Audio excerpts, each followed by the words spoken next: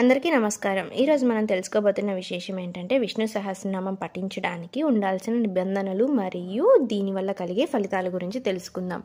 నిన్నటి వీడియోలో విష్ణు సహస్రనామం యొక్క ప్రాముఖ్యత గురించి చెప్పడం జరిగింది. ఎవరైనా చూడనట్లయితే మన ఛానల్లో షార్ట్లో ఉంటుంది, వెళ్ళి చూడండి. కొత్తగా ఎవరైనా మన ఛానల్ని చూస్తున్నట్లయితే సబ్స్క్రైబ్ చేసుకొని పక్కనే ఉండే బెల్ సింబల్ క్లిక్ చేయడం ద్వారా నేను పెట్టే ప్రతి ఒక్క ఆధ్యాత్మిక నోటిఫికేషన్ అనేది మీకు అందడం జరుగుతుంది. అయితే ఇక ఆలస్యం చేయకుండా వెంటనే వీడియోలోకి వెళ్ళిపోదాం.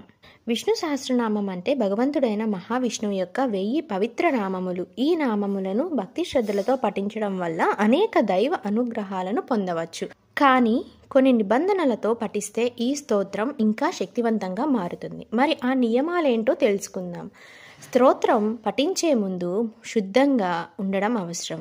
సాధ్యమైనంత వరకు స్నానం చేసిన తర్వాత శుభ్రమైన వస్త్రాలు ధరించి మాత్రమే పఠించాలి. శరీర శుద్ధితో పాటు మనసు కూడా ప్రశాంతంగా ఉండాలి. మనం కూర్చునే ప్రదేశం కూడా ముఖ్యమే. సాధారణంగా పూజా మందిరం వద్ద లేదా శాంతియుత ప్రదేశంలో పఠించాలి. స్వామి విగ్రహం లేదా చిత్రాన్ని ఎదురుగా ఉంచుకొని పఠిస్తే బాగా మంచిది. పఠించేటప్పుడు మన శరీరం ఈశాన్య దిశ వైపు ఉండేలా చూసుకోవాలి. పఠించేటప్పుడు మన మనసు పూర్తిగా విష్ణువులోనే స్థిరపడాలి. లోపల నుండి భక్తిభావంతో స్వామిని ధ్యానిస్తూ పఠించాలి.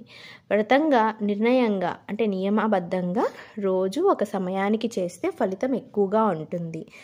ఏ సమయంలో ఎప్పుడు పఠించాలి అంటే ఉదయం సూర్యోదయ సమయంలో పఠించడం అత్యుత్తమం. లేకపోతే సాయంత్రం సంధ్యాకాలంలో కూడా చదవచ్చు. ప్రతిరోజు ఒక సమయాన్ని కేటాయించి పఠిస్తే మంచిది. ప్రారంభంలో ముగింపులో ఏం చేయాలి అనేది చూద్దాం. స్తోత్రం పఠించే ముందు శ్లోక రూపంలో ధ్యానం మరియు తర్వాత ఫలశ్రుతి చదవాలి. ఉదాహరణకి శుక్లాంబరధరం విష్ణుం శశివర్ణం చతుర్భుజం లాంటి శ్లోకాలతో ప్రారంభించాలి. చివర్లో ఫలశ్రుతి అనే భాగం చదవడం వల్ల మంత్రానికి ఉన్న ఫలితాలు ఎక్కువగా కలుగుతాయి.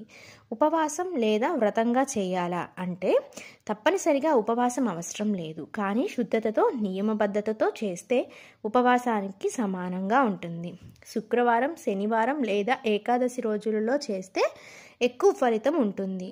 మనశ్శాంతి కోసం ముఖ్యమైన సూచనలు ఏంటంటే పఠించే సమయంలో మొబైల్ ఫోన్లు కానీ గ్యాడ్జెట్స్కి కానీ దూరంగా ఉండండి. ఓం నమో నారాయణాయ అని సంకల్పంతో మొదలు పెట్టండి. విష్ణు సహస్రనామం వల్ల ఫలితాలు: మనసుకు శాంతి, భయాలు, అశాంతి పోతాయి, కార్యసిద్ధి, కుటుంబంలో శుభాలు జరుగుతాయి, ఆధ్యాత్మిక శ్రద్ధ, ముక్తి మార్గం అనేవి కలుగుతాయి. ఈ విధంగా నిత్యం విష్ణు సహస్రనామం పఠించడం వలన భగవంతుని అనుగ్రహం మనపై ఉంటుంది. ఈ వీడియో మీకు ఉపయోగపడిందంటే లైక్ చేయండి, కామెంట్ చేయండి, సబ్స్క్రైబ్ చేయండి. ధన్యవాదాలు.